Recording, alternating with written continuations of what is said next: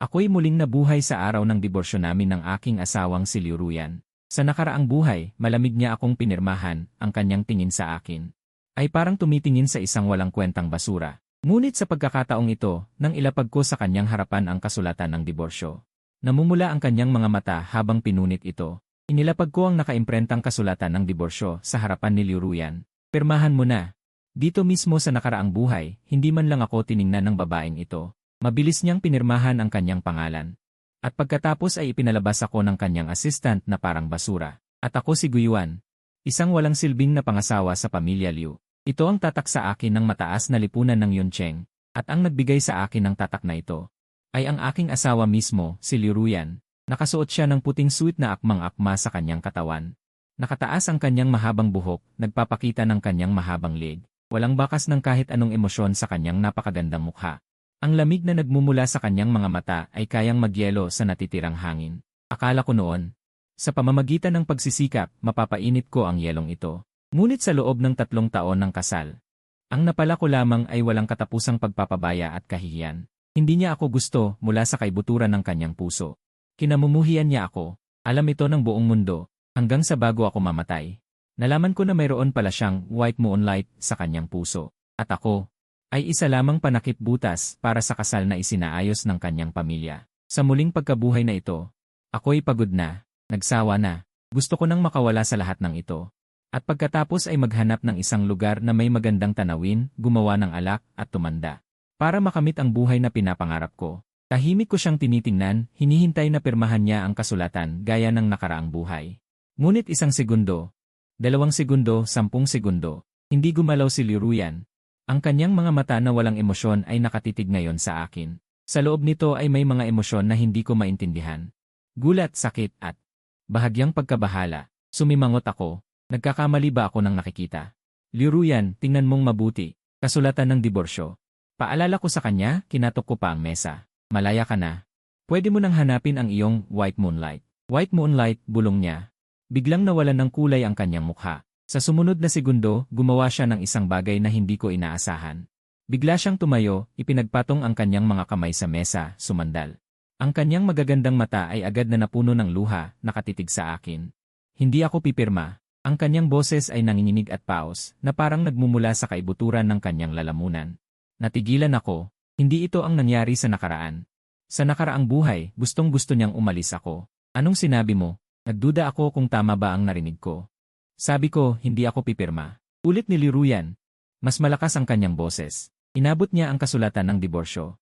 At pinunit ito sa harap ko. Para bang hindi pa siya nakontento, kinuha niya ang mga piraso at dinurog. Pagkatapos gawin ang lahat ng ito, mabilis na umaakyat at bumababa ang kanyang dibdib. Nakakatakot ang pamumula ng kanyang mga mata, nagbabadyang tumulo ang luha, ngunit matigas siyang tumangging umiyak. Hindi siya mukhang isang malamig na kundi isang batang babae na inagawan ng candy. Guyuan, anong ibig mong sabihin ito? Tanong niya sa akin.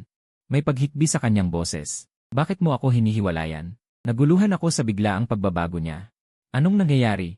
Ang muli ko bang pagkabuhay ay nagdulot ng butterfly effect? O kaya naman, ang Liu Ruyan sa aking harapan ay katulad ko rin. Isang nakakabaliw na ideya ang sumagi sa aking isipan. Nagtanong ako para subukan. Naalala mo rin ba? Biglang nanigas ang katawan ni Liu Ruyan. Biglang lumiit ang kanyang mga mata. Hindi siya makapaniwala habang nakatingin sa akin, bahagyang nanginginig ang kanyang labi. Ngunit walang lumabas na kahit isang salita. Sa kanyang reaksyon, nakumpirma sa aking puso. Muli rin siyang nabuhay. Kabanata 2. Tila tumigil ang hangin. Nagtitigan kami, ang aming mga mata ay puno ng malalaking alon. Kaya pala, hindi lamang ako ang nag-iisa na may masakit na alaala. Ang apoy na kumitil sa akin, ang nakapanlulumong paghihirap. Naranasan niya rin ba? Sa wakas ay nabawi ni Liu Ruyan ang kanyang boses, ngunit napakataas nito. Ikaw rin, bumalik, tumango ako. Halo-halong emosyon ang nararamdaman ko. Anong klaseng biro ba to ng Diyos at muling binuhay ako? Tapos isinama pa itong babaeng pinakagusto kong takasan. Nang makuha niya ang kumpirmasyon ko, parang nawalan ng lakas si Liu Ruyan at bahagyang umuga ang katawan. Nahulog siya sa alaala. Nakayuko siya, hindi ko makita ang ekspresyon niya. Nakikita ko lang ang mahigpit niyang paghawak sa isang sulok ng papeles, namumuti na ito dahil sa higpit ng hawak. Namayani ang katahimikan sa opisina. Hindi ko alam kung ano ang sasabihin. Ang sama ng loob ko sa nakaraang buhay ay nananatili pa rin, pero nang makita ko siyang mahina ngayon, Parang may pumigil sa galit ko at hindi ko mailabas. Maya-maya, umangat ang kanyang ulo at tuyo na ang mga luha sa kanyang mga mata. Ang natira na lang ay matinding kalungkutan at pagsisisi. Patawad, sabi niya sa akin. Isa-isa niyang binibigkas ang mga salita. Natigilan ako. Si Liruyan, ang mataas at makapangyarihang presidente na hindi kailanman yumuyuko ay humihingi ng tawad sa akin. Mas hindi pa ako makapaniwala kaysa sa muling pagkabuhay niya. Patawad. Bahagya akong napangisi at tumawa ng mapakla. Presidente Liu, anong dapat mong ikabahala? Hindi mo ba ako laging minamaliit? Ang lalaking umaasa lang sa'yo. Ngayon, ako na mismo ang aalis at ibibigay ka sa white moonlight mo. Dapat kang matuwa. Walang white moonlight, mariin niyang pagputol sa akin, at paos na ang kanyang boses. Walang white moonlight. Wala. Parang may narinig akong malaking biro. Liruyan, pareho na tayong namatay. Hindi ko makakalimutan. Noong pinagtatawanan ako ng lahat, nakangiti at nagbibiruan kayo ni Lin Yuang sa harap ng media. Nang banggitin ang pangalang Lin Yuang, mas lalong pumutla ang mukha ni Liruyan. Bahagyang gumalaw ang kanyang mga labi, tila gustong magpaliwanag. Pero nauwi lang ito sa mapait na ngiti. Guyuan, sa nakaraang buhay. Nagkamali ako, bumaba ang kanyang boses, may bahid ng pakiusap. Bigyan mo pa ako ng isang pagkakataon, pwede ba? Hindi tayo maghihiwalay. Magiging maayos tayo. Tinitigan ko siya. At naramdaman ko na ito ay kakatwa at katawa-tawa. Anong inaasahan ko pa? Namatay na ang tao. Bago pa magsisi, Liruyan, sa tingin mo ba posible pa? Tumayo ako at tiningnan siya mula sa itaas. Sawa na ako sa iyong panlalamig. Sawa na ako sa pagmamataas ng pamilya mo. Sawa na akong mabuhay sa ilalim ng anino mo. Sa buhay na ito, gusto ko lang mabuhay para sa sarili ko. Pagkasabi ko nito, hindi ko na siya tiningnan. Tumalikod ako at naglakad palayo. Guyuan, malungkot niyang tawag sa akin mula sa likuran. Natigilan ako pero hindi ako lumingon. Huwag kang umalis. Parang awa mo na, ang kanyang boses ay may matinding hikbi, puno ng kawalan ng pag-asa at pagpapakumbaba. Kinabahan ako. Ang pamilyar na pakiramdam, ang pagkaapekto ng kanyang emosyon sa akin. Muling bumalik, hindi pwede. Pinisil ko ng mariin ang aking palad. Ginamit ko ang sakit para manatiling gising. Guyuan, huwag ka nang magpakamartir. Nakalimutan mo na ba kung paano ka namatay sa nakaraang buhay? Nakalimutan mo na ba kung paano kanya tratuhin? Laso ng babaeng ito. Hindi dapat lapitan. Huminga ako ng malalim at hindi na lumingon pa. Binuksan ko ang pinto ng opisina. At naglakad palabas. Sa labas ng pinto, nakita ko ang sekretarya ni Liruyan, na may dalang kape. Nang makita niya ako, bahagya siyang napangiwi. At muling nagpakita ng propesyonal na ngiti. Ginoong Gyu, hindi ko siya pinansin. Diretso akong naglakad papunta sa elevator. Sa likod ko, biglang bumukas ang pinto ng opisina. Guyuan, tumigil ka. Boses ni Liruyan yon. Hindi ako huminto. Pinindot ko ang pababang buton ng elevator. Nang malapit nang magsara ang pinto ng elevator, biglang sumingit ang isang paa na nakasuot ng puting high heels. Naramdaman ng sensor ng elevator ang sagabal. At dahan-dahang bumukas ulit ito. Hinihingal si Liruyan sa labas ng pinto, gulo-gulo ang buhok. Gulo-gulo ang kanyang make-up at namamaga ang kanyang mga mata. Wala na ang itsura niya bilang isang malamig na presidente. Pumasok siya sa elevator at hindi pinansin ang gulat na tingin ng ibang empleyado. Hinawakan niya ng mahigpit ang aking pulso. Malamig ang kanyang kamay at nanginginig pa. Sumama ka sa akin. Tinitigan niya ako, ang kanyang mga mata ay puno ng pakiusap. Inalis ko ang kanyang kamay. Boses ay malamig, Liruyan, huwag mo akong piliting makipag-away sa'yo dito at maging sobrang pangit. Sa aking mga salita, nanigas ang kanyang katawan, may nasaktang ekspresyon sa kanyang mga mata. Ang hangin sa elevator ay halos magyelo. Ang mga empleyado sa paligid ay hindi nangahas huminga ng malakas, palihim na sinusuri kami gamit ang kanilang mga mata. Sigurado akong iniisip nila, anong ginawa na naman ng basurang bagong empleyado na ito kaya nagalit si President Liu. Ding dumating ang elevator sa unang palapag. Ako ang unang lumabas, sumunod si Liruyan sa likuran ko. Guyuan, saan ka pupunta? Uwi para mag-impact ng mga gamit. Sadyang diniinan ko ang pagbigkas sa salitang imag-impake, punong-puno ng pangungutya. Ang tinatawag na bahay na yon ay isa lamang silid na ginawang silid ng katulong sa loob ng villa ng pamilya Liu. Huminto sa paglalakad si Liruyan. Tinitigan niya ang aking likod, bumubulong ang kanyang mga labi. Sa huli, hindi pa rin niya nasabi ang mga salita para pigilan ako. Siguro, alam din niya na ang mga sakit sa nakaraang buhay ay hindi mabubura ng isang simpleng sorry. Ikatlong kabanata, bumalik ako sa villa ng pamilya Liu. Ikatlong kabanata, bumalik ako sa villa ng pamilya Liu. Kung tawagin ay villa, pero wala naman akong kinalaman doon. Ang lugar kung saan ako nakatira ay isang hiwalay na gusali sa tabi ng pangunahing gusali, dating tirahan ng mga mataas na uring katulong. Hindi malaki ang silid, pero kumpleto ang lahat ng kailangan. Sa loob ng 3 taon, karamihan sa aking oras ay ginugol ko rito. Ang mga katulong ng pamilya Liu ay palaging tumitingin sa akin nang may hayagang paghamak. Sa paningin nila, ang estado ko bilang manugang ay mas mababa pa kaysa sa Alaskan dog ng pamilya Liu na nagngangalang General. Nagmadali akong mag-impake ng aking mga gamit. Wala naman talagang dapat ipunin. Ilang damit na pamalit, isang lumang cellphone na matagal ko nang ginagamit, at ilang libro tungkol sa paggawa ng alak.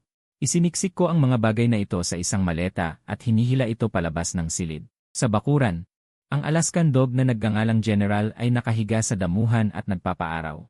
Nang makita ako, tinatamad itong iniangat ang talukap ng kanyang mga mata, at pagkatapos ay muling pumikit. Sa akin, bilang nominal na lalaking may-ari, wala man lang siyang interes na kumaway ng kanyang buntot. Tumawa ako nang mapakla sa aking sarili. Hinihila ko ang maleta at handa nang umalis nang biglang isang pulang-pulang Ferrari sports car.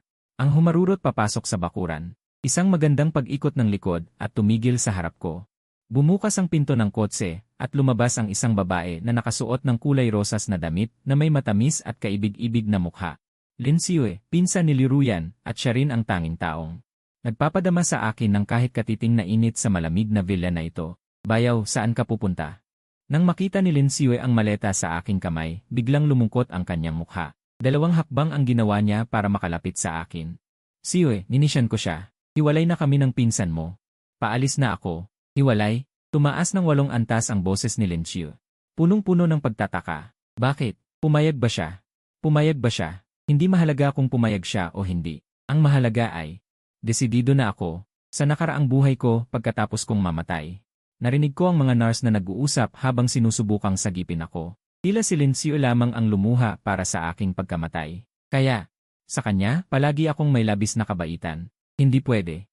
Hindi kita papayagang umalis. Nagmadali si Lin Xue. Ibinuka niya ang kanyang mga braso para harangan ako. Na parang gusto niyang sabihin na, sa ibabaw ko ka muna dadaan bago ka makaalis.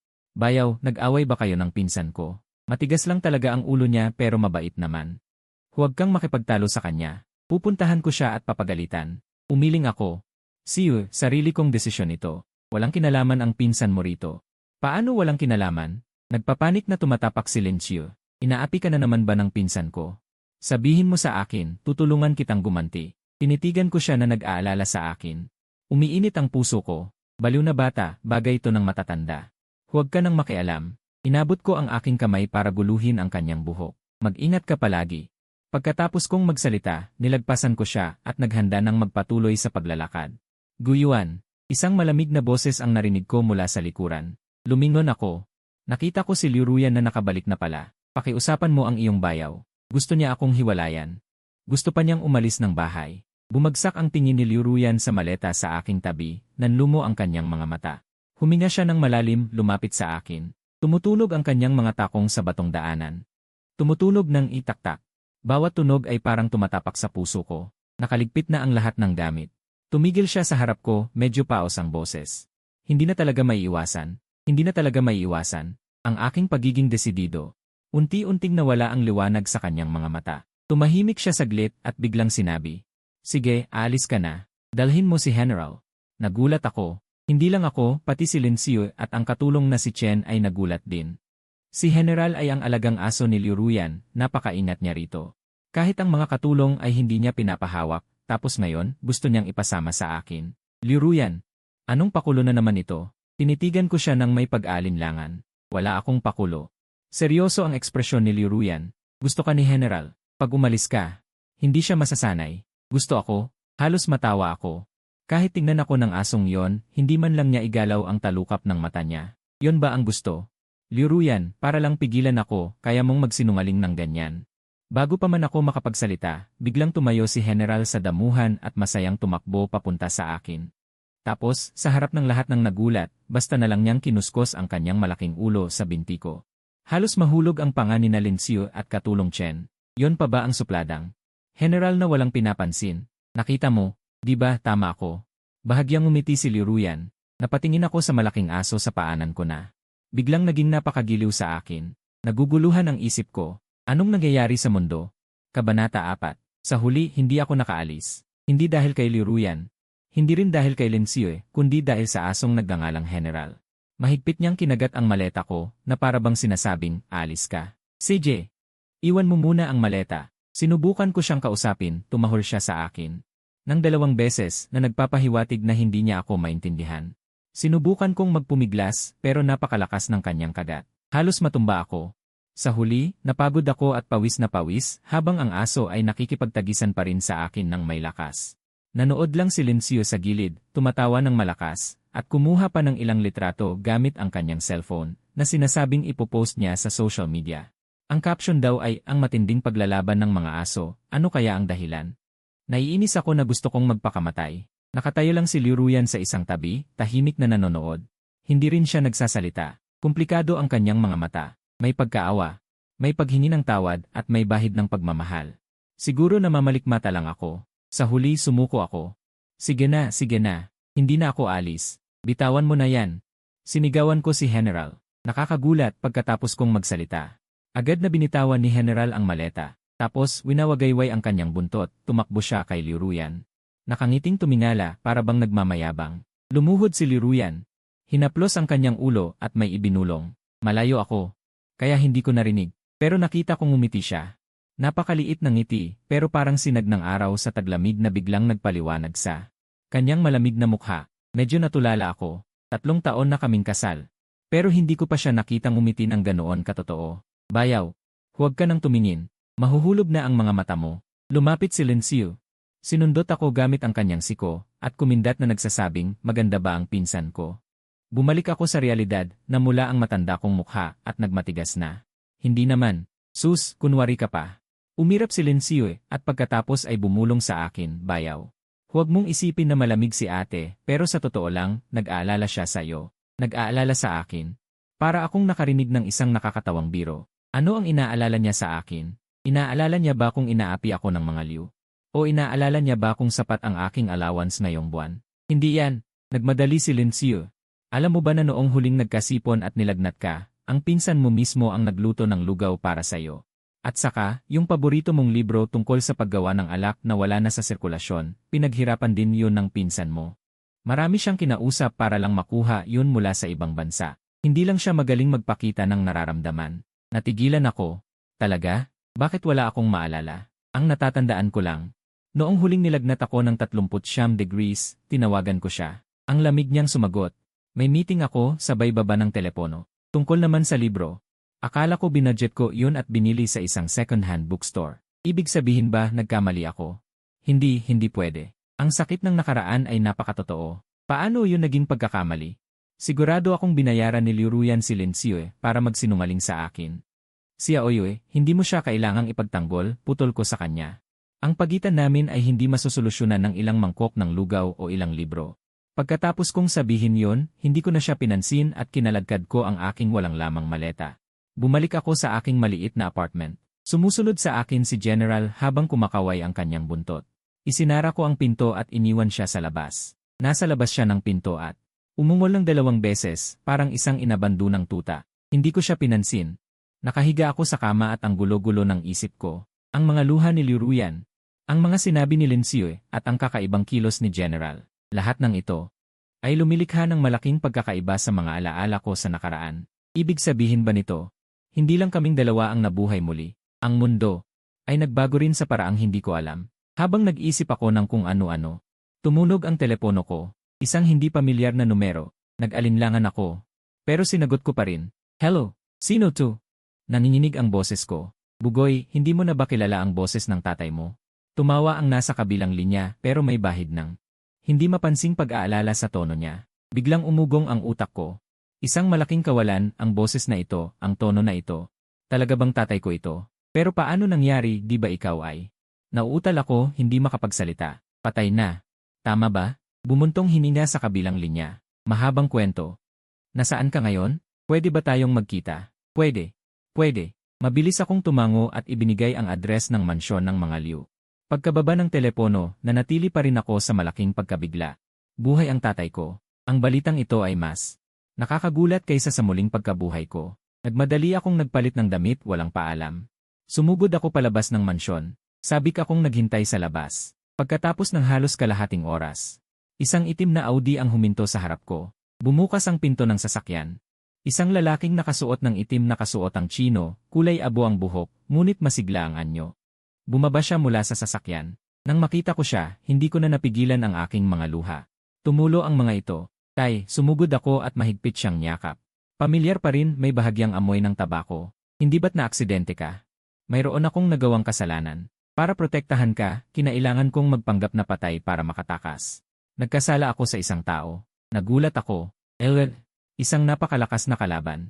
Ang tingin ng tatay ko ay naging malalim. Sa mga nakaraang taon, nanirahan ako sa ibang bansa hanggang kamakailan lang. Naisayos ko na ang mga bagay doon. Kaya, ayos ka na ba ngayon? Tanong ko ng kinakabahan. Ayos na ako. Ngumiti ang tatay ko, ang ngiti ay may bahid ng kalungkutan. Nakalipas na ang lahat. Ikaw naman, narinig ko, nagpakasal ka sa pamilya Liu. Nang banggitin ito, agad na nalungkot ang mukha ko. Tay, hindi ko na kailangang sabihin pa. Alam ko na ang lahat. Tinapik ng tatay ko ang kamay ko. Puno ng pagsisisi sa iyong mga mata, tama ba? Pasensya na, naghirap ka dahil sa akin. Hindi ako naghirap. Umiling ako at muling bumagsak ang aking mga luha. Basta't buhay ang aking ama, mas mahalaga pa sa lahat, anak. Kinuha ng aking ama ang isang bank card mula sa kanyang bulsa at ipinasok sa aking kamay. May kaunting pera dito, gamitin mo muna ito. Lumayas ka sa pamilya Liu. Ang anak ni Gyu, hindi maaaring maging sunod-sunuran sa iba. Tinitigan ko ang itim na card sa aking kamay. Natigilan. Tay, saan ka nakakuha ng ganito karaming pera? Naaalala ko na dati ay napakahirap ng aming pamilya. Sa mga nakalipas na taon, nagkaroon ako ng kaunting negosyo sa ibang bansa. Magaan na sabi ng aking ama. Hindi na ako nagtanong pa. Para sa akin, hindi mahalaga ang pera. Ang mahalaga ay bumalik ang aking ama. Nag-usap kami ng aking ama ng matagal hanggang sa gumabi. Tumayo ang aking ama para magpaalam. Pansamantala akong titira sa Yongcheng Junyu Hotel. Maaari mo akong bisitahin anumang oras, bilin niya. Asikasuhin mo agad ang mga papeles ng diborsyo. Huwag ka nang makipag-ugnayan pa sa pamilya Liu. Tumango ako ng mariin. Sa suporta ng aking ama, ang aking determinasyon na lisanin ang pamilya Liu ay mas lalong tumibay. Pagkaalis ng aking ama, hawak ko ang itim na card. Matagal bago kumalma ang aking kalooban. Ang aking buhay ay tila mula sa sandaling ito ay tuluyang magbabago. Bumalik ako sa villa, naghahanda na muling makipag-usap kay Liu Ruyan. Sa pagkakataong ito, kampante ako. Gayunpaman, pagkarating ko sa may pintuan ng sala, narinig ko ang isang mainitang pagtatalo sa loob. Liu Ruyan, nababaliw ka na ba? Para sa isang walang silbi, handa kang kalabanin ang pamilya Lin. Ito ang nanay ni Liu Ruyan.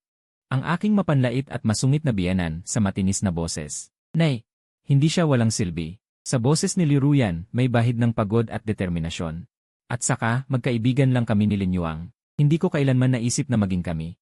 Kaibigan, akala mo ba'y 3 taong gulang ako? Mula pagkabata ay magkasama kayong lumaki. Pagkabata ay magkasintahan, sino ang hindi nakakaalam na mahal mo siya? Kung hindi dahil sa kagustuhan ng lolo noon na. Kung naghanap ka ng manugang na lalaki, sana'y nagpakasal ka na sa angkan ng mga Lin tapos na ang mga bagay na yon. Ako ngayon ang asawa ni Guyuan. Gusto ko lang mamuhay ng maayos kasama siya. Mamuhay ng maayos. Base sa walang trabaho, na laging nasa bahay at umaasa sa iba, na inutil na yan. Ruyan, gumising ka na. Hindi siya karapat-dapat sa'yo. Si Yu ang lang. Ang karapat-dapat sa anak ng ating angkan ng mga Liu. Tama na. Biglang tumaas ang boses ni Liu Ruyan. May bahid ng histerya. Hindi ko papayagan na sabihin mo yan sa kanya. Siya ang asawa ko. Biglang tumahimik sa sala. Nakatayo ako sa labas ng pinto, nakikinig sa usapan sa loob. Halo-halong emosyon sa puso ko. Noong nakaraang buhay, sinabi rin ni Lixueme ang parehong mga salita. Noong panahong iyon, malamig lang na nakinig si Liu Ruyan, walang binawi kahit isang salita. Ngayon, nakikipagtalo pa siya sa kanyang ina para sa akin. Anong nangyayari sa babaeng ito? Kabanata Y. Hindi ako pumasok. Hindi ko hilig ang makinig sa usapan ng iba, pero sa sandaling ito, gusto kong malaman kung ano ang gagawin ni Liu Ruyan. Hindi nagtagal ang katahimikan sa sala. Muling umalinggaw ang matinis na boses ni Lixueme. Punong-puno ng pagtataka. Liu Ruyan, sinigawan mo ako para sa isang estranghero. Ako ang iyong ina. Ina, ulitin ko. Hindi estranghero si Guyuan. Siya ang asawa ko. Bumalik sa kalmado ang boses ni Liu Ruyan. Ngunit may diin ng determinasyon na hindi maaaring pagdudahan. Dati akong nagkamali. Simula ngayon, itatrato ko siya ng maayos. Kaya, pakiusap din kayo at si Papa. Pati na rin ang lahat sa pamilya na igalang siya. Igalang. Isang inutil na umaasa sa ating angkan ng mga Liu. Anong karapatan niyang igalang? Ngumisi si Lixueme. Dahil siya ang lalaki ni Liu Ruyan. Ang mga salitang ito ay sinabi ni Liu Ruyan ng may buong paninindigan. Malakas at malinaw. Nakatayo ako sa labas ng pinto, biglang bumilis ang tibok ng puso ko. Ang lalaki ni Liu Ruyan. Ang mga salitang ito mula sa kanyang bibig. Bakit ba napakalakas ng dating? Talagang nababaliw ka na. Hindi makapagsalita si Lixue Mei sa galit. Wala akong pakialam. Kailangan mong makipaghiwalay agad sa inutil na yan. Pagkatapos ay maghanda para sa pakikipag-ugnayan kay Yuang, nakausap ko na ang pamilya Lin, hindi ako makikipaghiwalay. Kalmado pa rin ang tono ni Liu Ruyan, tungkol naman kay Lin Yuang, ako na ang magpapaliwanag sa kanya. Ma, pagod ako, gusto ko nang magpahinga. Pagkatapos kong sabihin yon, narinig ko ang mga yabag, tila paakyat na si Liu Ruyan. Huminto ka, sigaw ni Lixue Mei sa likod, Liu Ruyan. Kung maglakas loob kang ipahiya ako para sa walang kwentang lalaking iyon, itatakwil kita bilang anak. Huminto ang mga yabag, kinabahan ako, at hindi ko sinasadyang pinigilan ang aking paghinga. Dahil sa pagiging masunurin ni Liu Ruyan sa kanyang mga magulang, hahayaan ba niya ang ganitong banta? Pagkalipas ng ilang segundo, narinig ko ang kanyang malamig ngunit matatag na boses, bahala kayo. Pagkatapos niyang sabihin yon, muling narinig ang mga yabag, palayo ng palayo. Sa sala, tanging ang malakas na paghina ni Lixue Mei ang natira, at ang malutong na tunog ng nabasag na porselana. Tahimik akong tumalikod, bumalik sa aking silid, sa aking puso.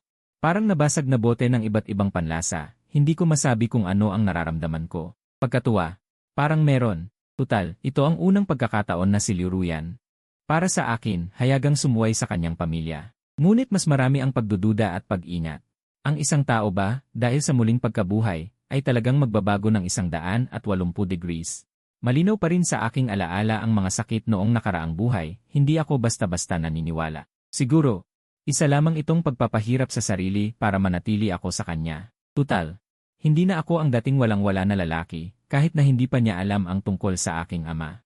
Ngunit sa kanyang karanasan, maaaring may napansin na siya. Humiga ako sa kama. Hindi ako makatulog, ang nasa isip ko ay ang mga mata ni Liu Ruyan na puno ng luha, at ang matandang mukha ng aking ama. Nang malapit na akong makatulog, biglang may narinig akong mahinang katok sa labas ng pinto, tok-tok-tok.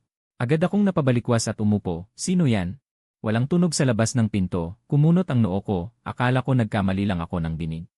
Tok-tok-tok, muling tumunog ang katok, mas mahina kaysa kanina. Para bang ayaw niyang makaistorbo. Nagsuot ako ng damit at naglakad papunta sa pinto. Sumilip ako sa butas ng pinto, sa ilalim ng ilaw ng pasilyo, nakatayo ang isang pamilyar na figura. Si Liu Ruyan. Nagpalit siya mula sa kanyang maayos na suit at nagsuot ng isang sutlang damit pantulog. Ang mahabang buhok ay nakalugay sa kanyang balikat, walang makeup, na wala ang ilang lamig na karaniwan sa kanya. At nadagdagan ng kaunting init ng tahanan. Sa kanyang kamay, mayroon din siyang isang tray. May isang mainit na bagay na umuusok. Bakit siya nandito sa ganitong oras? Nag-aalangan ako kung bubuksan ko ang pinto. Ang Liu Ruyan sa labas ng pinto ay tila medyo kinakabahan. Yakap niya ang tray, at patuloy na kinukuskos ang sahig gamit ang kanyang mga daliri sa paa, paminsan-minsan ay tumitingin sa aking pinto. Ang kanyang mga mata ay puno ng pag-asa at kaba, para siyang isang dalagang umiibig, na naghihintay sa tugon ng kanyang minamahal. May gumalaw sa aking puso, at walang kamalay-malay kong binuksan ang pinto. Halatang hindi inaasahan ni Liu Ruyan na bubuksan ko ang pinto ng napakabilis, nagulat siya, ang tray sa kanyang kamay ay umuugoy-ugoy. Ang sabaw sa mangkok ay tumapon, napaso siya at, yaeei. Ang nasabi niya, okay ka lang ba? Wala sa loob kong hinawakan ang kanyang pulso. Ang kanyang kamay ay napakainit, ang likod ng kanyang kamay ay namumula. Okay lang ako. Umiling si Liu Ruyan, iniabot ang tray sa akin, umiiwas ng tingin. At hindi makatingin sa akin. Ipinagluto kita ng sopas para magising, ikaw ba ay? Uminom kagabi? Natigilan ako. Hindi ako uminom. Kaagad kong napagtanto na baka naghahanap siya ng isang pilay na dahilan para sa kanyang pagbisita sa kalaliman ng gabi. Tinitignan ko siya sa kanyang mainat na anyo, bigla akong natawa. Ito pa ba ang nasa negosyo? Na walang pusong babaeng si, pumasok ka, tumabi ako. Pinapasok siya sa bahay. Ito ang kanyang unang pagkakataon na tumapak sa aking silid. Kabanata 7. Si Liu Ruyan ay pumasok sa aking maliit na bahay at tila medyo alanganin. Inilibot niya ang kanyang tingin, tinitingnan ang maliit at simpleng silid na ito, isang bakas ng komplikadong emosyon ang dumaan sa kanyang mga mata. Dito ka nakatira? Mahina niyang tanong. Ang boses ay may bahid ng panginginig na mahirap mapansin. Ano pa ba? Kinuha ko ang tray sa kanyang kamay. Inilagay sa mesa, sa isang tonong walang emosyon, hindi naman siguro inaakala ni Binibining Liu na. Ang isang katulad kong house husband ay titira sa guest room ng pangunahing gusali, di ba? Ang aking ipininta ay may lila. Pumutla ang mukha ni Liu Ruyan, yumuko siya, parang batang may nagawang mali. Paumanhin, paulit-ulit na mga salitang ito, nakakainis na sa akin. Liu Ruyan, kung iyan lang ang masasabi mo, pwede ka nang umalis. Umupo ako sa upuan, kinuha ang sinasabing pampagising na sabaw. Inamoy ko, seafood congee pala, may hipon at scallops. Ang bango, paborito ko pa naman. Natigilan si Liu Ruyan sa sinabi ko. Hindi siya nakapagsalita, nakatayo lang siya doon, hindi alam ang gagawin. Sa itsura niyang kaawa-awa, ang galit ko ay biglang nawala. Umupo ka. Itinuro ko ang upuan sa tapat ko. Para siyang nabigyan ng espesyal na pahintulot. Maingat siyang umupo sa harap ko, nakapatong ang mga kamay sa kanyang tuhod, nakaupo ng tuwid. Parang isang estudyanteng naghihintay sa sermon ng kanyang guro. Hindi ko siya pinansin, nagpatuloy lang ako sa pagkain ng lugaw. Mahusay ang pagkaluto ng lugaw, tama ang timpla, malambot ang bigas. Matamis ang seafood, sunod-sunod akong kumain, at mabilis ko itong naubos. Kailangang aminin, masarap talaga. Nang makita niyang tapos na akong kumain. Kumislap ang mga mata ni Liu Ruyan, para siyang nakatanggap ng malaking pag-asa. Masarap ba? Tanong niya nang nag-aalangan. Okay lang. Ibinaba ko ang mangkok. Nagpunas ng bibig, nanatiling walang emosyon ang tono ko, ngunit ako lang ang nakakaalam. Na ang puso ko ay hindi na kasing kalmado ng panlabas na anyo. Ang sinabi ni Lin Xue ay patuloy na naglalaro sa aking isipan. Posible kayang noong nagkasakit ako noon. Siya talaga ang nagluto ng lugaw para sa akin. Guyuan, naglakas loob si Liu Ruyan. Tumingala at tumingin sa akin, pwede ba tayong mag-usap? Mag-usap tungkol saan? Tungkol sa kung paano ako minura ng nanay mo kanina. O tungkol sa childhood sweetheart mong si Lin Yuang. Sumandal ako sa upuan, nakahalukip-kip at nagpakita ng isang nagtatanong na postura. Nang banggitin si Lin Yuang, lumungkot ang mga mata ni Liu Ruyan, wala talaga kaming relasyon. Mahina niyang ipinaliwanag, noong nakaraang buhay, kaya ako naging malapit sa kanya. Ay dahil akala ko ay hindi mo ako gusto ko. Gusto kong inisin ka. Inisin ako. Muntik na akong matawa. Presidente Liu, hindi ka ba masyadong nagmamataas? Sa tingin mo, magmamalasakit ako. Ang mga salita ko ay parang isang kutsilyo. Natumusok ng husto sa puso niya, agad na namutla ang kanyang mukha, nanginginig ang labi. Hindi makapagsalita ng kahit isang salita. Nang makita ko siyang nasasaktan, wala akong kahit katiting na kasiyahan. Sa halip ay nakaramdam ako ng kaunting awa. Sumpa, sabi ko sa sarili ko. Guyuan, kailan ka pa naging ganito katapang? Sige na. Gabi na, umuwi ka na. Tumayo ako. Nagbigay ng pahiwatig na umalis siya. Natatakot ako na kung magtatagal pa ako sa kanya, ang pinaghirapan ko. Na psychological defense ay guguho. Hindi gumalaw si Liu Ruyan. Tumingala siya at tumingin sa akin na may mapupulang mata, ang kanyang boses ay may bahid ng pakiusap. Guyuan, huwag mo akong paalisin, pwede ba? Pagkasabi niya nito, bigla siyang tumayo at mula sa likod ko. Niyakap ako sa baywang. Nanigas ang buo kong katawan, nakadikit ang kanyang mukha sa aking likod. Ang mainit na hininga ay dumaloy sa manipis na pajama, patungo sa aking balat. Malinaw kong nararamdaman. Ang lambot ng kanyang katawan at ang bahagyang panginginig. Ang pamilyar na amoy na yon, na nagpapatibok ng puso ko, ay pumasok sa aking ilong, ang kanyang kakaibang. Malamig na amoy ng kahoy. Nararamdaman kong agad na nag-respond ang aking katawan. Sumpa, masyado pang bata ang katawan na ito, masyadong tapat. Liu Ruyan, bitiwan mo ako. Sinubukan kong kumawala. Nagbago ang tono ng boses ko. Hindi. Mas hinigpitan niya ang yakap.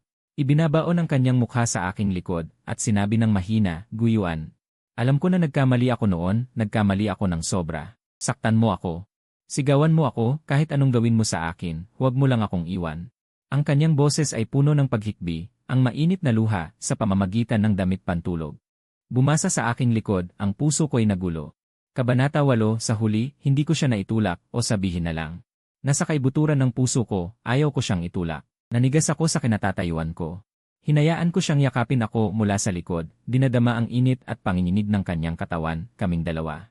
Walang nagsalita, sa silid ay tanging ang kanyang pinipigilang pag-iyak na lang ang naririnig.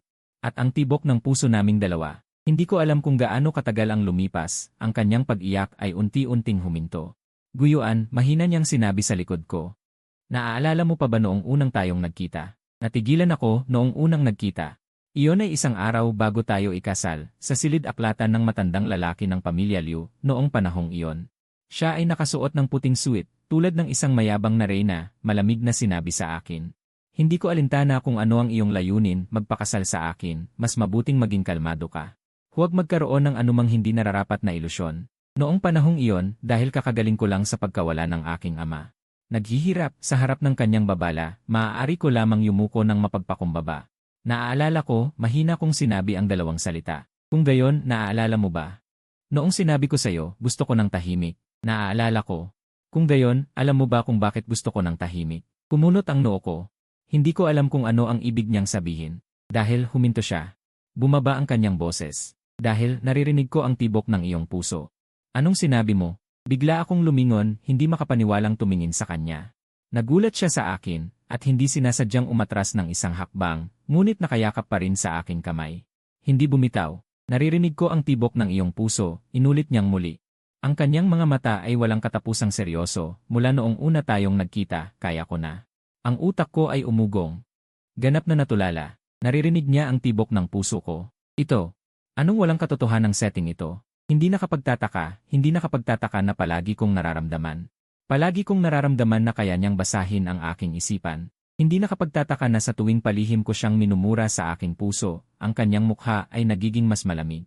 Hindi nakapagtataka na sa tuwing pinupuri ko siya sa aking puso, ang kanyang mga tainga ay mahiwagang namumula. Kaya, hindi lahat ng ito ay aking pagkakamali. Kaya, Liuruyan, lahat ng iniisip ko, nahihirapan akong magsalita. Alam ko lahat, tumango si Liuruyan. Isang mapait na ngiti ang lumitaw sa kanyang mukha. Alam kong sa panlabas ay magalang ka sa akin. Ngunit sa iyong puso, minumura mo ako na ako ay isang walang pusong yelo. Alam kong palihim mo akong binibigyan. Ng palayaw na tinatawag na Extinction Master Tai. Biglang namula ang aking matandang mukha. Tapos na malaking kahihiyan. Ako. Alam ko rin, namula rin ang mukha ni Liuruyan, ang kanyang boses ay mas mahina pa sa isang lamok. Gabi-gabi, iniisip mo sa iyong puso. Hindi niya itinuloy, ngunit ang kanyang nakakahiyang ekspresyon ay nagpaliwanag ng lahat. Gusto kong maghanap ng lugar upang magtago. Diyos ko, ano ba ang iniisip ko noong nakaraang buhay ko? Lahat ng kalokohan narinig niya, ang aking dakilang buhay. Kaya, tiningnan ko siya, biglang napagtanto ang isang mas malalang problema. Liuruyan, alam mo naman kung ano ang iniisip ko. Bakit napakalamig mo pa rin sa akin? Alam mo naman na gusto kita. Sa huli, bumaba ang aking boses. Liuruyan, gusto ko siya. Kahit na minumura ko siya. Ngunit sa aking puso, totoo ko siyang gusto. Gusto ko ang kanyang ganda. Gusto ko ang kanyang pagiging malaya. Gusto ko ang kanyang seryosong anyo kapag nagtatrabaho. Ngunit, ang pagmamahal na ito ay unti-unting pinawi ng kanyang lamig at pagmamataas. Nang marinig ang tanong ko, namula na naman ang mga mata ni Liuruyan dahil natatakot ako, yumuko siya, punong-puno ng pagsisisi ang kanyang boses. Mula pagkabata, pinalaki na ako bilang tagapagmana, sinabi sa akin ng nanay ko. Ang emosyon ay kahinaan, isang pasanin, hindi ako nangahas. Hindi ako nangahas na tugunan ang iyong mga damdamin, natatakot ako na baka magbago ako, at noon akala ko, ang pagkakagusto mo sa akin ay dahil lang sa pagkatao ko. Ang pera ko, natatakot ako na hindi yon totoo. Ang kanyang paliwanag ay nagpadiin sa puso ko. Lumilitaw na, sa ilalim ng malamig na panlabas na anyo na iyon ay nakabalot, ay isang napakababasagin at sensitibong puso. Paano naman si Lincio? Tinanong ko pa rin. Ang pinakamahalagang tanong, kami ay magkaibigan lamang. Pilit na paliwanag ni Liuruyan, sa nakaraang buhay, naging malapit ako sa kanya. Ang isang dahilan ay para inisin ka, sa kabilang banda ay gusto ko rin siyang gamitin para tulungan ka, tulungan ako. Natigilan ako, tumango si Liuruyan. Hindi ba gusto mong magbukas ng iyong sariling paggawaan ng alak noon? Ngunit walang kapital na panimula. Wala ring koneksyon, ang pamilya ni Lincio ay nagpapatakbo ng mga chain hotel, iniisip ko. Kung matutulungan ka niya, mabilis na makakahanap ng merkado ang iyong paggawaan ng alak, kaya nagpanggap akong may gusto sa kanya, gusto kong ipuhunan kanya, ngunit hindi ko inaasahan na magkakamali ka, lalong hindi ko inaasahan. Nahahantong ang mga bagay sa puntong iyon. Sa huli, humikbi na siya. Pinagmasdan ko siya habang lumuluha, napuno ng iba't ibang emosyon ang puso ko. Lumilitaw na. Ang mga bagay na kinasuklaman ko sa buong buhay ko, ang katotohanan ay ganito. Ang pagtataksil na akala ko ay ang kanyang clumsy na pagbabantay, ang kawalan ng pakialam na akala ko ay ang kanyang pagkamahiyain at pagkukunwari. Ang taang babaeng ito, inabot ko ang kamay ko at marahang pinunasan ang mga luha sa kanyang mukha. Nanigas ang kanyang katawan, tumingala at tiningnan ako ng nagluluha. Guyuan, pinatawad mo na ba ako? Hindi ko siya sinagot. Yumuko lang ako at hinalikan ang kanyang madaldal na labi. Sa sandaling maglapat ang aming mga labi, malinaw kong narinig ang isang masayang tinig na malapit ng sumabog. Tumunog sa aking isipan. Hinalikan niya ako. Sa wakas hinalikan niya ako. Alam kong gusto niya pa rin ako. Masaya. Gusto kong umikot. Lumilitaw na, hindi lang niya naririnig ang aking iniisip, naririnig ko rin ang kanya. Kabanata Siyam. Ang halik na ito ay napaka-inosente. Sobrang clumsy, halatang walang karanasan si Liu Ruyan, hinahayaan lang niya akong gawin ang gusto ko. Ang katawan ay naninigas na parang kahoy, ngunit ang kanyang iniisip ay kasing sigla ng isang palengke. Bakit hindi pa niya nilalabas ang kanyang dila? Naiinis ba siya sa akin? Ang lambot ng kanyang labi. Sobrang tamis, gusto kong kagatin. Ang bilis ng tibok ng puso ko. Ang lambot ng binti ko, hindi ko na kayang tumayo. Ako ay naapektuhan ng mga ito. Napakadiretsong salita na muntik na akong sumuko. Tapos na ang halik. Pareho kaming hinihingal, ang mukha ni Liu Ruyan ay kasing pula ng isang hinog na mansanas. Malabo ang mga mata, kumikinang sa luha, pinapatuyo ang lalamunan ko sa panonood. Ngayon, naniniwala ka na ba sa akin? Hinimas ko ang kanyang namumulang pisngi. Mahinang tanong. Natigilan siya sa pagtingin sa akin, pagkaraan ng mahabang panahon ay nag-react. Nababaliw na tumango na parang sisiw na kumakain ng bigas, naniniwala na ako. Naniniwala ako sa lahat ng sinasabi ng asawa ko. Ang galing-galing ng asawa ko. Ang tawag na asawa ay nagpabilis sa tibok ng puso ko. Hindi ko napigilang yumuko at hinalikan siya ulit, bawal nang mag-isip ng kung ano-ano. Naiintindihan mo ba? Sumunod siya. Parang isang maamong pusa. Hinalikan ako ng asawa ko. Hinalikan niya ako ulit. Empty na ang blood gouge, kailangan ko ng halik at yakap ng asawa ko para makabawi. Ang panloob na drama ng babaeng ito.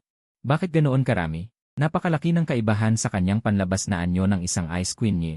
Pero, medyo nakakatuwa rin pala ang pakiramdam na to. Hinila ko siya at pinaupo sa gilid ng kama. Agad siyang dumikit na parang kola. Nakayakap agad sa akin, parehong kamay sa leg ko, halos nakabitin na sa akin.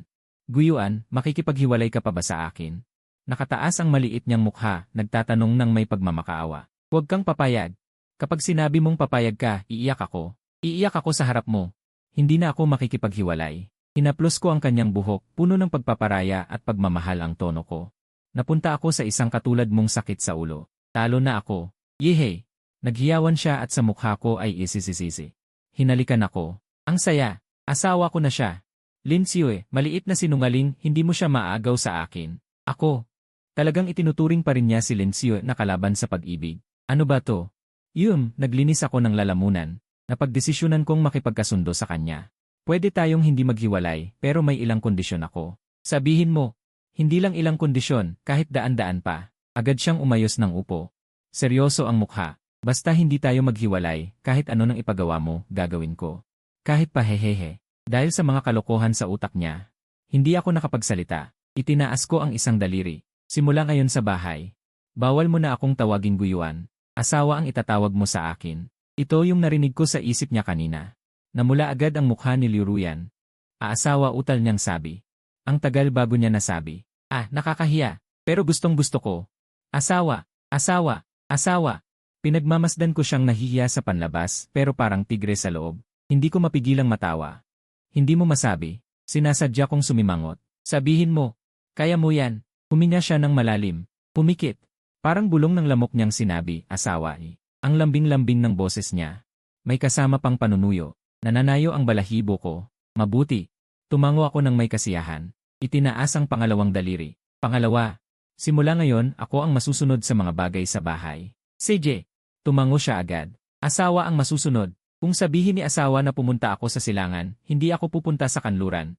Kung sabihin ni asawa na maghubad ako ng pantalon, hindi ako magsusuot ng palda. Tama na. Baka hindi ko na mapigilan ang sarili ko. Pangatlo. Huminga ako ng malalim. Pinilit kong kumalma. Lumipat ka rito. Tumira ka sakin. Itinuro ko ang maliit na kama na may lapad lang na 1.5 metro. Natigilan si Liu Ruyan. Tiningnan niya ang kama, saka ako tiningnan. Agad na namula ang kanyang mukha hanggang sa kanyang leg. Dito. Makakatulog ko si asawa sa iisang kama. Kinakabahan ako. Ang saya. Baka may gawin siyang ano sa akin. Inaasahan ko. Pinagmamasdan ko ang kanyang pagkatakot at pananabik. Lumabas na naman ang pagiging mapaglaro ko. Lumapit ako sa kanyang tainga. Pinahina ko ang boses ko. Gamit ang boses na puno ng pagkalalaki, sinabi ko, ayaw mo ba? Naramdaman niya ang hininga ko sa kanyang tainga. Naramdaman niyang nanginig ang kanyang leg. Ang bilis na mula ng kanyang tainga. Hindi. Hindi ako tumatanggi. Pabulong niyang sinabi, gusto ko. Gusto ko ng milyon. Sige na, huwag mo akong kaawaan dahil isa akong munting bulaklak. Hindi ko na napigilan ang sarili ko. Bigla akong tumawa. Ang babaeng to, ang kulit. Anong tinatawa mo? Medyo nagalit si Liu Ruyan dahil sa pagtawa ko. Sinuntok niya ako. Parang kinikiliti lang ako. Wala. Hinawakan ko ang kamay niya at idinampi sa labi ko para halikan, nararamdaman ko lang na. Ang cute ng asawa ko. Umiiyak. Para kay Liruyan, parang sumabog ang utak niya dahil sa bomba, ang cute. Sinabi niya na cute ako. Sinabi niyang cute ako. Sinabi niya talagang cute ako. Hindi pwede, mahihimatay na ako. Kailangan ko ng artificial respiration mula sa asawa ko. Tinitignan ko siya na parang malapit ng mahimatay sa saya. Umiling ako at hinila siya patayo. Halika na. Babalik sa kwarto mo para ayusin ang gamit mo, Ngayon na. Nagulat si Liruyan. Kung hindi, gusto mo bang maghintay ako hanggang umaga? Tinaasan ko siya ng kilay. Hindi. Ngayon na, pupunta na agad ako. Parang nabuhayan ng dugo si Liruyan. Hinila niya ang kamay ko at lumabas. Ang aktibo niya, parang natatakot na baka magbago ang isip ko. Tinitignan ko ang nagmamadali niyang likod, lumalalim ang ngiti sa labi ko. Siguro, sa muling pagkabuhay, kasama ang asawa kong Ice Queen na punong-puno ng drama sa puso niya. Ang mabuhay ng maayos ay hindi rin masamang pagpipilian. ika-10 kabanata. Gabi na, sa pangunahing gusali ng pamilya Liu, sa kwarto ni Liruyan. Ngayon lang ako nakapunta sa kwarto niya. Itim, puti at gray ang kulay ng buong kwarto. Ang disenyo ay sobrang simple. Kung ikukumpara sa suite ko, 10 beses itong mas malaki, pero hindi mo maramdaman na may tao rito. Akma ito sa palagi niyang ipinaparamdam sa akin, malamig, malawak. Napakadaming gamit. Naku, medyo marami akong gamit. Baka bukas ko na lang ilipat. Nakatayo si Liruyan sa may pintuan. Medyo nahihiya niyang sinabi. Sa loob ng kwarto niya, maliban sa kama at aparador. Ang pinakamarami ay iba't ibang dokumento at libro. Sa isang malaking walk-in closet, punong-puno ng iba't ibang suit at gown. Halos walang makitang damit na matingkad ang kulay. Okay lang, tutulungan kita. Nag-alis ako ng jacket at nagsimulang mag-ayos. Nang makita ito ni Liruyan, agad din siyang lumapit para tumulong. Isa ang naglalabas ng damit sa aparador. Isa ang naglalagay sa maleta. May kakaibang katahimikan sa hangin. Naku! Yakap-yakap ni Liruyan ang isang tumpok ng damit, nag-alangan siya ng matagal bago nagsalita. Asawa ko, ang papa mo, bumalik na siya. Natigilan ako sa pag-aayos. Paano niya nalaman na bumalik na ang papa niya? Kaya lalo kung hindi siya pwedeng pakawalan. Paano kung hindi magustuhan ng papa niya ang pagtrato ko sa kanya dati at papaghiwalayin niya kami? Hindi pwede, kailangan kong magpakita ng maganda para magustuhan niya ako. Iyon pala ang inaalala niya. Medyo natatawa ako sa loob ko, pero hindi ko ito pinapahalata sa mukha ko. Bumalik na. Kamusta naman ang tito? Okay ba siya? Madali bang pakisamahan? Maingat niyang tanong. Anong gusto niya? Sigarilyo, alak, sa antike. Nalaman ko na. Maghahanda ako bukas. Kailangan kong pasayahin ang aking biyenan. Tinitignan ko siyang parang nakikipaglaban, bigla kong naisipang asarin siya. Ang papa ko. Sinadya kong pahabain ang tono, hindi masyadong maganda ang ugali. Gusto mo bang humingi ng tawad ngayon? Tinitignan ko siyang malapit ng umiyak, hindi ko na napigilan ang sarili ko at tumawa. Nagbibiro lang ako. Inabot ko ang mukha niya at kinurot ito. Mabait ang papa ko. Hindi mo kailangang kabahan. Tinitignan ako ni Liruyan ng malamig. Medyo matagal bago niya na-realize na niloloko ko siya. Nakabusangot siyang nakatingin sa akin, namumula ang pisngi. Ang cute niya tignan. Ang sama mo. Hinampas niya ako. Hinawakan ko ang kamay niya. Hinila ko siya papalapit sa akin. Kahit gaano pa ako kasama, asawa mo pa rin ako. Yumuko ako at dinampian ng halik ang labi niya. Nawala agad ang inis niya. Tahimik siyang sumandal sa akin. Hindi mapigilan ang ngiti sa labi niya. Niyakap ako ng asawa ko. Hinalikan pa niya ako. Gustong gusto ko. Sana mas masama pa siya.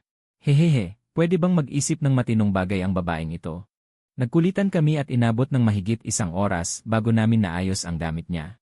2 malalaking maleta ang halos naglalaman ng lahat ng kanyang gamit. Tara na, mahal na asawa, sa sarili nating bahay.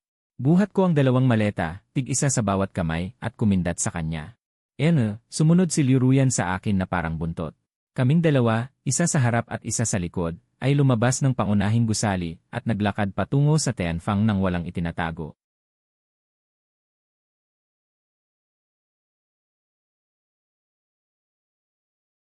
Ito ay dahil lilipat ako para tumira kasama ang empleyado, bahagyang ipinahayag ni Liruyan, ngunit may bahid ng pagmamayabang sa kanyang tono. Bumagsak ang panga ng katiwala sa lupa, nakatingin sa akin na para bang nakakita ng multo. Sobrang saya ko sa loob, kayong mga dati nagmamaliit sa akin, ngayon. Ang inyong dalagang anak ay akin na. Pagbalik ko sa aking maliit na bahay, inayos ko ang kanyang mga gamit ng maayos. Ang dating simpleng silid ay naging mas kaaya-aya dahil sa mga gamit niyang pambabae. Sige, tapos na. Pumalakpak ako at tumango ng may kasiyahan habang tinitingnan ang bagong ayos na silid. Nakatanaw si Liruyan sa tabi, pinagmamasdan ang lahat ng ito. Ito ba ang pakiramdam ng isang tahanan? Nang marinig ko ang kanyang masayang panloob na tinig, ang puso ko ay lumambot din. Gabi na, matulog na tayo, tinapik ko ang kanyang likod. Bumitaw siya sa akin at naglakad papunta sa kama. Itinaas niya ang kumot, humiga, at pagkatapos tinapik niya ang bakanting espasyo sa tabi niya, tinitignan ako ng may nagliliwanag na mga mata. Ang tingin na yon ay puno ng pag-asa at pag-anyaya. Pakiramdam ko, biglang natuyo ang aking lalamunan. Ngayong gabi, tiyak na isa itong gabing walang tulog. Huminga ako ng malalim. At naglakad papunta sa kama, humiga sa tabi niya. Pagkahiga ko pa lamang, dumikit siya sa akin na parang pugita. Natural na pumulupot ang kanyang mga binti sa aking mga hita. Hindi rin mapakali ang kanyang maliit na kamay na dumadampi sa aking katawan. Honey, ang ganda ng katawan mo. Lumapit siya sa aking tainga, bumubulong ng malambing. May abs ka ba? Habang sinasabi niya yon, ipinasok niya ang kanyang kamay sa ilalim ng aking pajama at sa matitigas kong ebis. Paulit-ulit na hinahaplos. Nanigas ang buo kong katawan, pakiramdam ko ay biglang dumaloy ang dugo sa isang hindi dapat banggitin na parte. Wow, meron niya. Ang tigas, ang sarap hawakan. Gusto kong dilaan. Talagang naglalaro sa apoy ang babaeng ito. Hinawakan ko agad ang kanyang kamay na gumugulo. At bumaliktad, idinadagan siya. Ang aking boses ay paos na halos hindi makilala. Pang-aakit. Alam mo ba kung ano ang ginagawa mo? Nagulat siya sa biglaan kong pagkilos. Ngunit agad na sumilay sa kanyang mukha ang isang nakakabaliw na ngiti. Iniunat niya ang kanyang mga braso. At ipinulupot sa aking leg, kusang lumapit at hinalikan ang aking Adam's apple. Alam ko, dila niya sa kanyang labi, may nananabik na mga mata. At isang nakabibighaning boses. Nilalandi kita, honey. Ang huling hibla ng aking katuwiran ay biglang naputol. Tama na. Sa muling pagsilang na ito, bakit pa ako magpapanggap na isang mabuting tao? Maganda ang panahon, maganda ang tanawin, paano ko hahayaang masayang ito? Yumuko ako. At mariing hinalikan siya. Sa labas ng bintana, ang sinag ng buwan ay maningning. At ang aming kwento ay nagsisimula pa lamang.